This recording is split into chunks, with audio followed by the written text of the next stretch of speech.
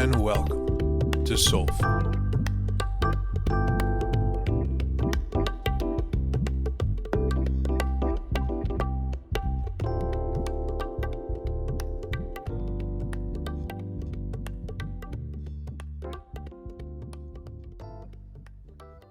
All right. Hello again, and welcome back. My name is Drew, and this is Soulful. And in this moment, I'm feeling pretty filled up, pretty content, also a little tired. Just finished up a full family pool day, which was awesome. Getting to hang out with the Nuggets. Yeah, in the pool all day, playing ball games and wrestling and carrying on with my niece and nephews. Yeah, awesome day.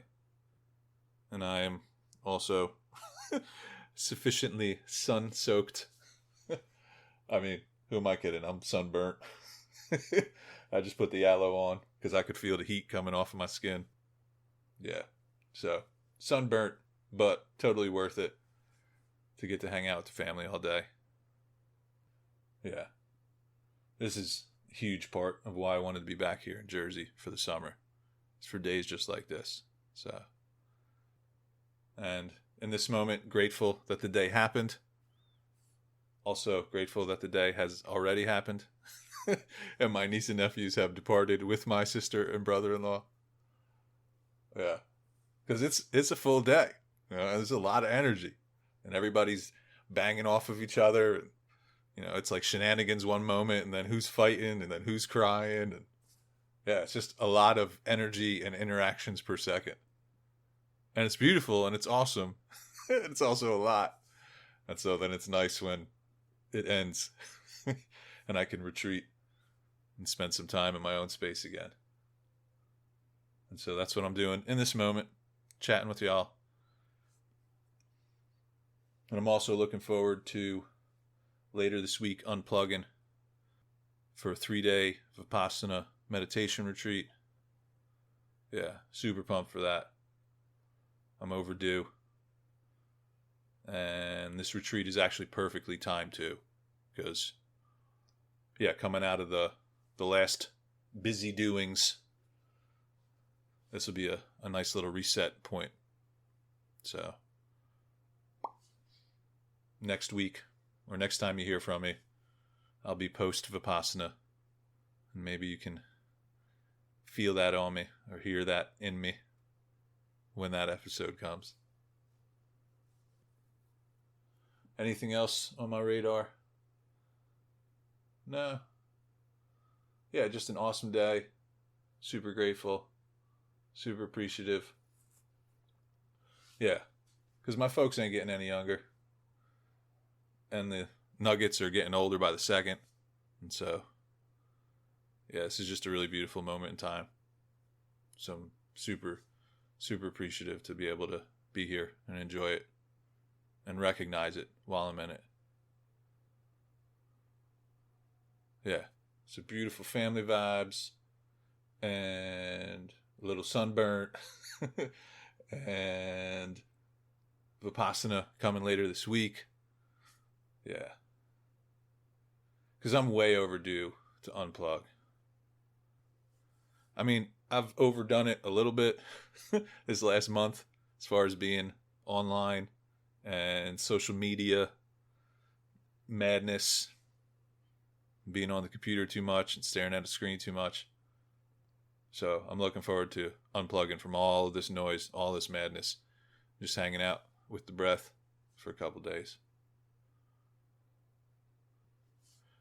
And it's perfectly timed too, to be able to be in the container of a Vipassana retreat to unplug, because I'm feeling some of my energy wanting to kind of spin wheels, because I'm also at this moment in time in kind of a waiting pattern, or a trusting pattern, we could say.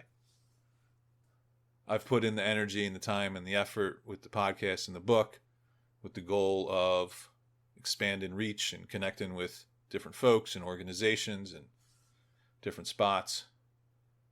And the vision is that this fall will then consist of a variety of different talks and workshops and events and some traveling around the States. And that's coming, but it ain't here yet. And so I find myself in the in-between zone, which, yeah, I'm not real good at waiting. I'm not the most patient person I've ever met. Yeah. And so the topic of this episode then feels really on point as far as trusting the universe, trusting God or higher power, or just trusting life, right? Like being able to lean into allowing the process to unfold in its own time and trusting that things are going to be cool. And that's a definite practice. Not something I was good at as a youngin'. And also not something I'm great at on any given day. But a really juicy topic. And so that's what we'll be chatting about here in this episode. Trust in the universe. Or like I said, trust in life, trust in God, trust in higher power, whatever your frame of reference is, whatever word you prefer, feel free to plug that in. But yeah, in this moment, the practice, the opportunity for me is to trust the universe, trust the seeds that have been planted and the efforts that have been invested, and allow time and space for the universe to do its thing. And then I'm available for when cool stuff blossoms a little further down the road. And this is not an approach that feels very intuitive or natural for me. But, like I said, it's a practice. And I've learned the hard way, right? By trying to rush everything and control everything. But I've also learned in an easier way, because there have been moments in my life where I've been able to trust life, trust the universe, and then I've been amazingly rewarded in really beautiful ways. So I got evidence on both sides of the thing there. And I'll share a little bit about both of those, I think. Yeah. I got my outline here, so I'm going to do my best to try to follow this. Because I also feel I got a little bit of sun drunk going on. There's like a little bit of spaciness, so I'm going to do my best to follow the outline, get through the episode here. But yeah, coming full circle back to, in this moment, practicing some trust in life, in the universe, with regard to what my fall will look like. Right? And so allowing space, which then also allows me to roll into the meditation retreat pretty light, pretty open, and use the meditation retreat as kind of a reset point, which is cool. A previous version of Drew would have been grinding gears and making myself crazy trying to manifest instant results. And and then this meditation retreat would have been a little bit more painful, I think. But that's my ideas pre-retreat. We'll see how things go on the other side. And that'll be the next time you hear from me too. I'm not sure if I shared that or not yet, but you'll hear from me post Vipassana retreat will be the next episode. So tune in for that if you want to get a feel for where I'm at that moment in time. Because these retreats definitely change how I show up in my life and how I experience myself or life. Yeah. And stay tuned for some episode in the future where I go deep on Vipassana. But, all right. Good. All right, so let's bring the focus, to trust in the universe, right, to the topic at hand. And like I said, trusting life has not been my approach to life for most of my life. Yeah, most of my life I have not trusted anything besides my own silly thoughts about everything or most things. And yeah, and trusted my ability, sort of ability, to try to manifest things that didn't always work out well. But over the years, all right, being blessed with lots of awesome teachers and experiences and years in recovery and doing the work, walking this path, I've developed the ability to trust my own thoughts, my own reactions and initial knee-jerk responses to things. I trust that a little less now and a little less often, which then has opened up a totally different way to participate in life. And trust in the universe, or learning to trust the universe, or being in a process of learning to trust the universe. All right. Because it's not like a one and done kind of thing. Yeah. This isn't like, oh, I trust the universe and it's all done. It's like, no, this is an evolving relationship dynamic. Yeah. Being in a process of learning to trust the universe has made so many wonderful things possible. But they haven't come easy. It's like in the moment when the last thing I want to do is let go. In the moment when I think I'm so right and I need to do that one more thing. Right? Like that's the moment where letting go a little bit or trusting something bigger than what I think shifts the whole game. Right? It changes the game. And I was introduced to this really through recovery. Because in, we'll say active addiction, but really most of my life, including active addiction and early recovery, I trusted my thoughts. I trusted my attempts to control things and to arrive at certain outcomes. And as a result of living that way, I found a lot of pain. Yeah, a lot of hardship, a lot of pain. I smashed my head into and through many hard walls. And I understand today that it was entirely necessary, right? Like I needed to do that to then appreciate how beautiful the ease and flow is that comes from trusting life instead of fighting life or trying to control life. But I did not arrive here overnight or easily. It was much more a kicking and screaming kind of affair. Yeah.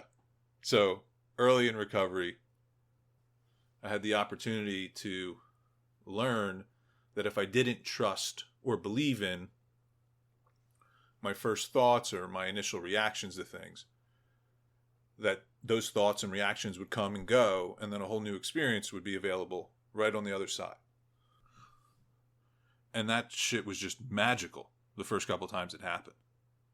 Right? And some of y'all can relate. Like, the first couple times you don't believe a thought, and then you realize that life goes on, and potentially a much different life happens. Yeah, it's mind-blowing. Because a lot of us, for whatever reasons, find ourselves really locked into a mind-based, thought-fueled existence. And to discover that there is life outside of your thoughts, right? That there's an experience of whatever's going on here that doesn't have to be dependent upon thinking all the time. Yeah, that's revolutionary. That's spiritual awakening flavored big. And so I'm super grateful for, that discovery, that awakening, that realization, whatever you want to call it, right? That there was a trust I was putting in my thoughts that was creating my reality. And that once I was able to see that a little bit and then see through what I was thinking or hold on for an extra second and not act, it opened the door to a whole different way to participate in life. And And so I feel like those early days, it was about not trusting my thoughts so much or so absolutely. Right? So that was like the initial point. Because back in the day, I had complete trust and faith and belief in my bullshit, and it provided certain events and certain qualities of experience. And, and after a while, that wasn't fun anymore. And the drugs stopped working. And then the door was opened to see what was possible if I didn't completely trust and believe everything I thought. And that door opens and just a little ray of light comes in, but it changes the whole understanding of what's going on. And so from those initial beginnings, 18 years later, right, fast forwarding, I'm glad I'm here now because, shit. Some lessons are not fun to learn, but 18 years later, it's different. Like now, I have a much greater capacity to let go, a much greater capacity to not buy into the first thought or the second thought or any thoughts.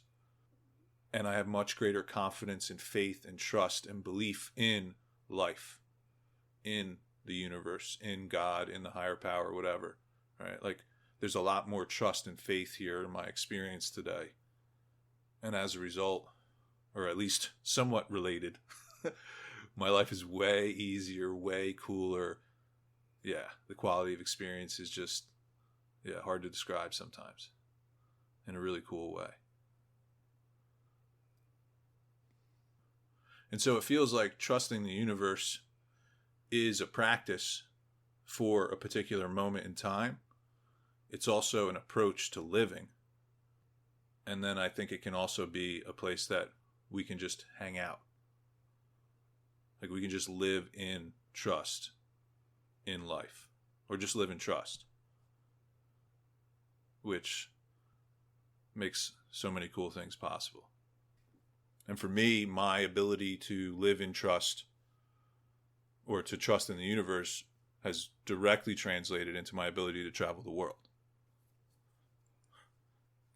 Because my thoughts, right, they're still silly and in many directions. Right, my mind can come up with a million reasons why I shouldn't do this or shouldn't do that, or, this plan isn't good enough, or, you haven't thought this all the way through, right? Like there's all those scripts running. There's all those thoughts that are running.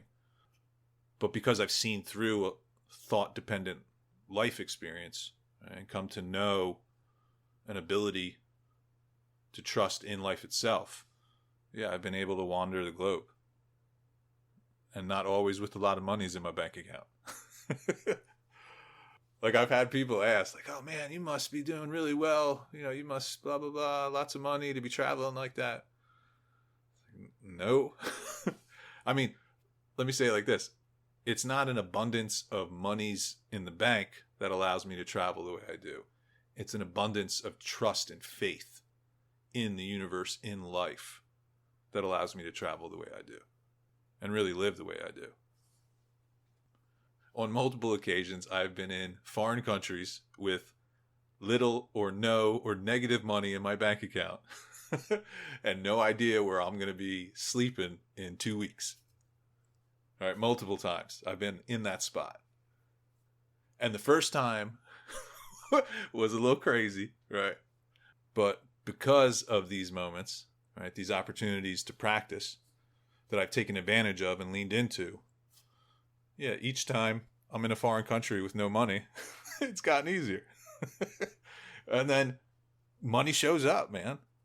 And I don't do any voodoo abundance spells or, say positive affirmations to myself in the mirror in the morning. Like, it's just a confidence in life to take care of itself and an understanding that I am part of life. Right? And for me, the image I always see is a leaf on a tree or a leaf on a plant. It's like that leaf is green, and it didn't have to worry about being green. It's green because it's part of that whole being, and that being takes care of itself. And the same thing for all of life or all of the universe. Like, I'm not separate from life. I'm not separate from the universe. When I live in the illusion or the delusion that I am separate from the universe, oh yeah, there's all kinds of shenanigans and layers of hell to that dream. But when I remember that I'm part of this and this thing's got me, like it's got everything, yeah, there's just instantly way more space and way more peace and way more calm. And then I move better in moments where I have to make decisions or have to make moves. Like the first time I traveled out of the country, I went to India, and and that was a lot of shock to travel internationally for the first time in India. And when things didn't go my way, I freaked out. I mean, really, my first trip to India was like a 30-day on again, off again panic attack, because I had so many plans, so many expectations, and then, and then life is just doing what life does, and that doesn't match up with what I think it should be. And so, there's not a lot of trust there in life. There's more trust in my planning. Yeah. So that first trip was something special. It broke me in some ways that, I've never been put back together again. Yeah. But later in my travels, there's been a much greater capacity to just trust life and not have to consume myself with planning, projecting, figuring out solutions for problems that might happen. Right? Like, there's so much more energy that's available for living in the present moment when we trust life, rather than when we're trying to control life or manage life or, make it do what we want. And frequently, life will provide stuff that's way cooler than anything we would have cooked up anyway. Yeah. Such a cool trip, man. Well, yeah, the whole thing's cool. But it's really cool to be here now. All right, let me check. So trusting life, trusting the universe has made it possible for me to travel without any real assurance of where my next stay is, where the next monies are coming from. And time and time again, I have been wonderfully surprised with a client showing up at just the right time, or a particular invitation showing up, right? And so it's cool, man, to play this like scavenger hunt game. Like you're just clue to clue. That's how I live sometimes. And so people will be like, "Oh, Drew, what are you doing next month?" It's like, I don't know. I don't know what I'm doing next week. We're going to find out. And it's probably going to be cool. Because life, it takes care of itself. I mean, that's my experience. And don't get me wrong. I have plenty of years, especially early on, where it didn't feel like life was taking care of me. It felt like I was getting taken advantage of and getting my ass kicked and getting beat up on. And, so that wasn't fun. And if you have experienced similar stuff, it totally makes sense that you would not trust life or trust the universe. But if we're not trusting life, if we're not living in trust, or from a place that's a little more trusting, then we're living in doubt, we're living in fear, we're living in a protective way. And that, it's not really even living. It's much more an existing, surviving kind of frequency. And so, I'm not saying anybody should live in any particular way. Like, you do you, you're on your own journey. But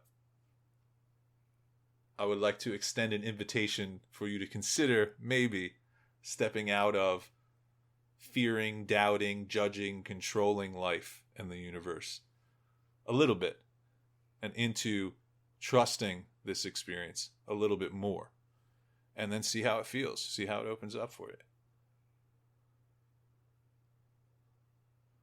Yeah.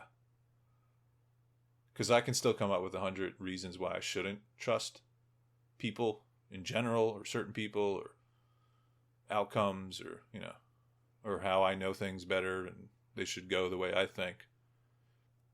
But over and over again, when I'm running on that energy, like that kind of fuel, it's gunky, and I don't feel great.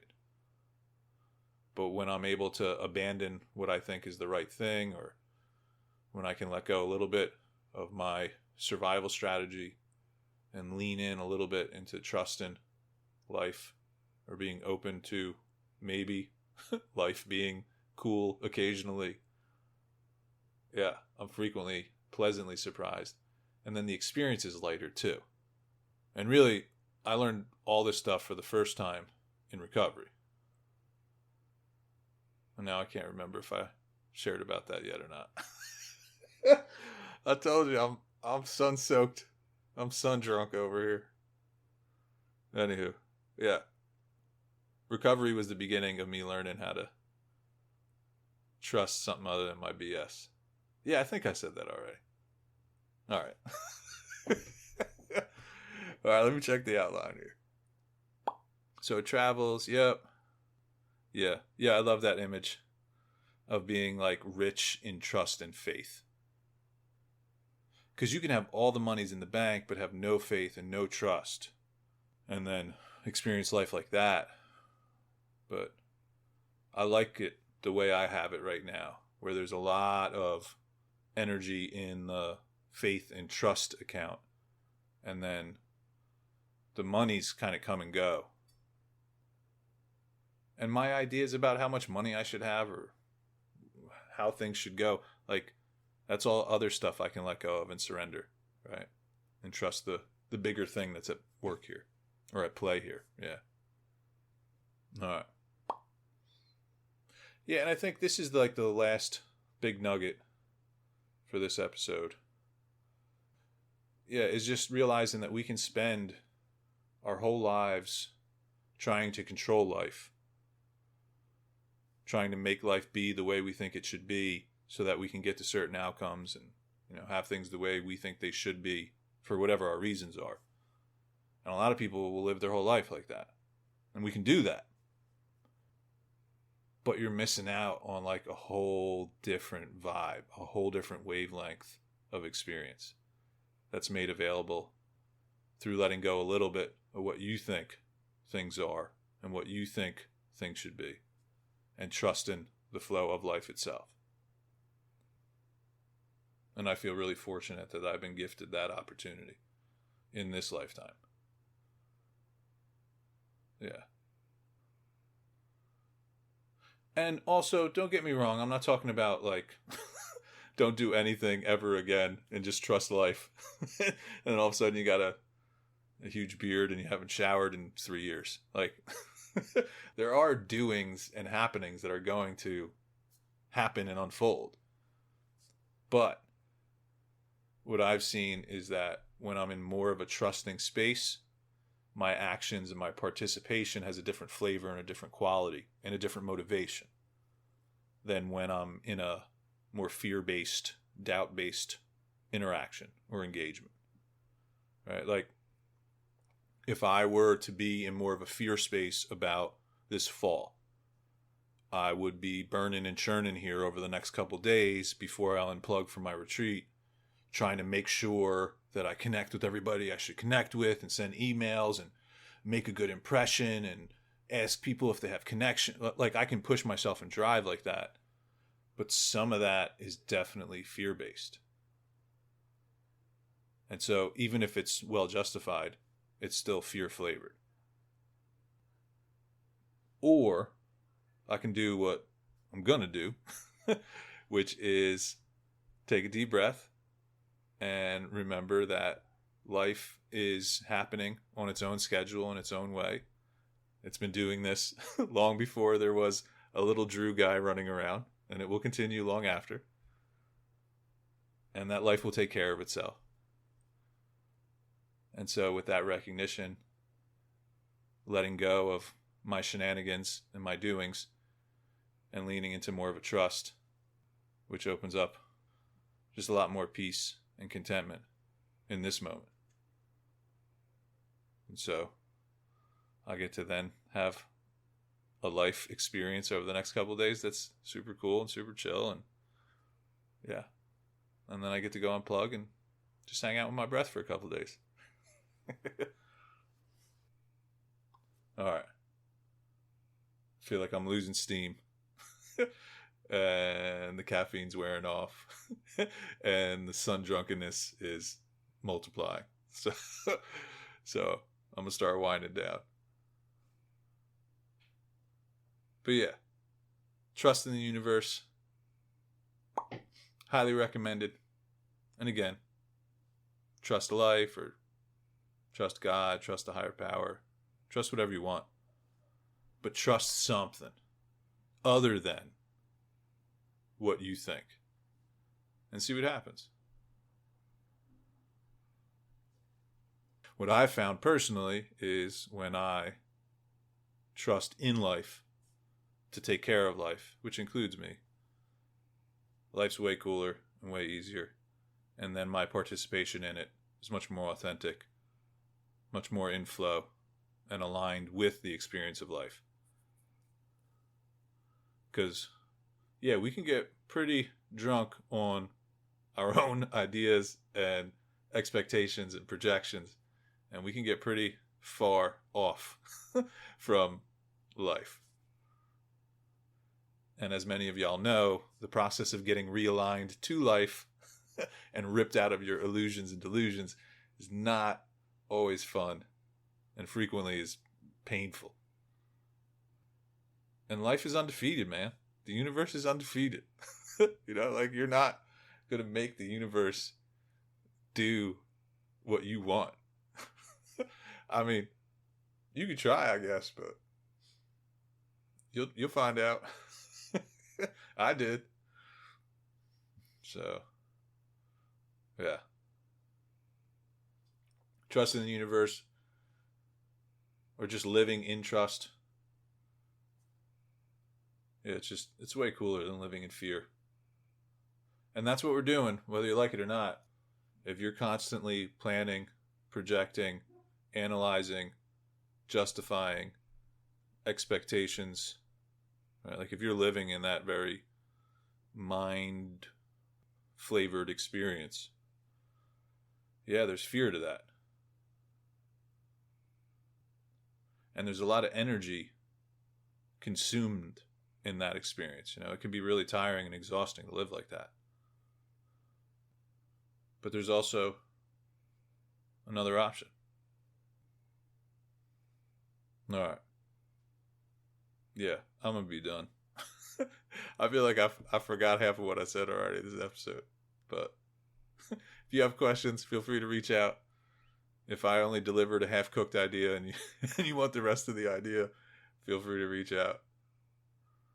And I will get back to you at some point on the other side of the meditation retreat. Yeah. I guess, yeah, it's like, man, give yourself a break. Give yourself the opportunity to experience life in a way that's more trusting. And if that's hard for you, I get it. I dig it. It's a process. But if we're paying attention, we'll recognize the moments and the opportunities where we can lean in a little bit more to trust. And that's how we start to create a different quality of experience. In those micro moments where we want to go fear, when we want to go plan, when we want to go project or protect. But instead we take a deep breath and we smile at the universe. We say, all right, what you got? And then we find out. All right, y'all. Be gentle with yourself. Be kind with yourself and others. And I will see you a little further down the road. Love y'all.